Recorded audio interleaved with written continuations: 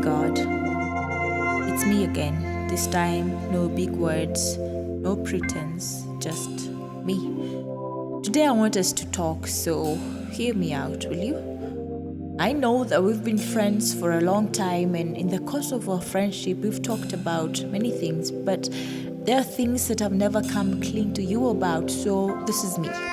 This is me being naked before you. This is me confessing that I've doubted you, that my faith in you has failed before. This is me confessing that I've harbored ill feelings towards you, and don't get me wrong. I know that you love me.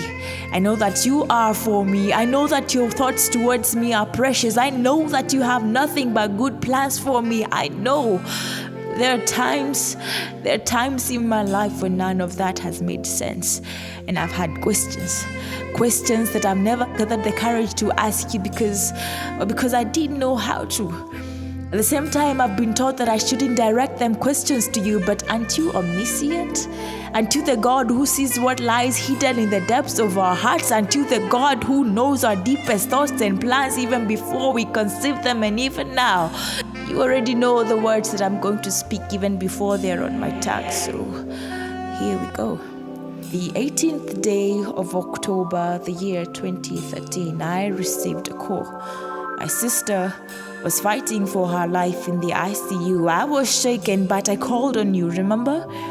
The following day, I went to see her in the hospital, and she wasn't doing well at all. I remember my faith getting eclipsed by fear, and I just stood there, frozen, with my trembling hands on hers, and I was ready to let her go. I was ready to say goodbye, but you calmed the storm that was raging in my heart. You told me not to be afraid. You assured me that all was going to be well because you are in control, remember?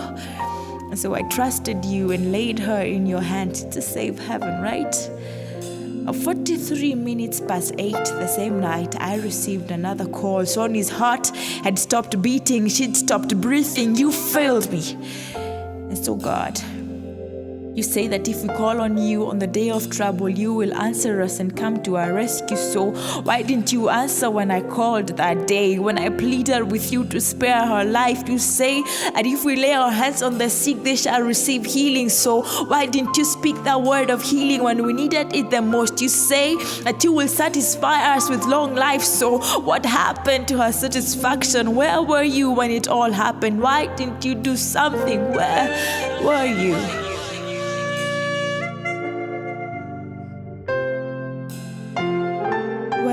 Was I?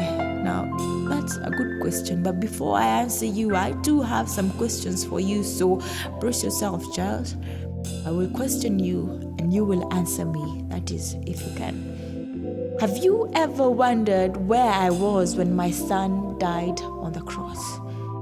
Do you know?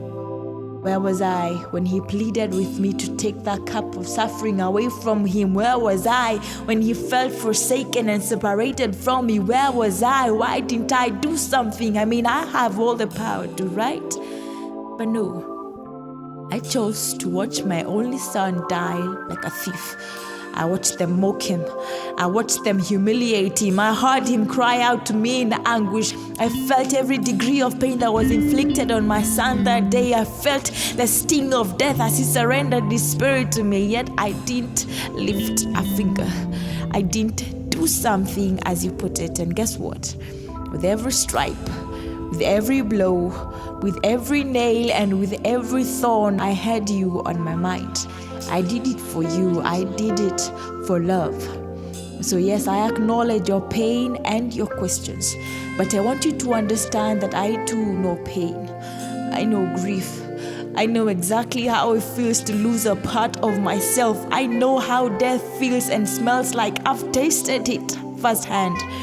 So you may not understand why I do things the way I do, why I allow things to happen the way I do, because my ways are higher than yours, and my thoughts way higher than yours. I designed it that way.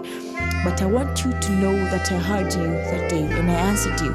In fact, I did exceedingly abundantly above what you asked or imagined. I healed Sonny, just not the way you expected me to. And no, Death did not destroy her. I drew her to myself. Death no longer has power on your mortal bodies, you see. He has no sting. He has no victory. He will never have the last word. I crushed his curse by raising my son from the dead because I am sovereign. I am God in the good times. I am God in the bad ones too. I remain on the throne, the same throne that I am on when I give life, the same throne that I am on when I retrieve it back to myself. Change not, you see.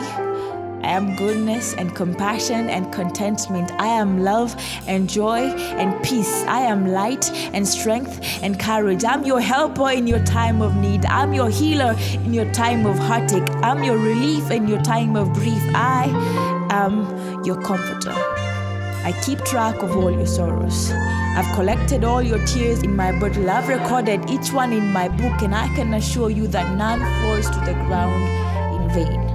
So yes, child, I feel your pain. I see your tears and I stay near.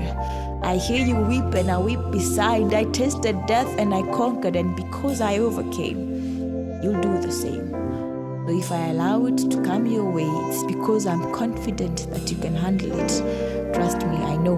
Not only did I make you, but I also live in you. I am your strength.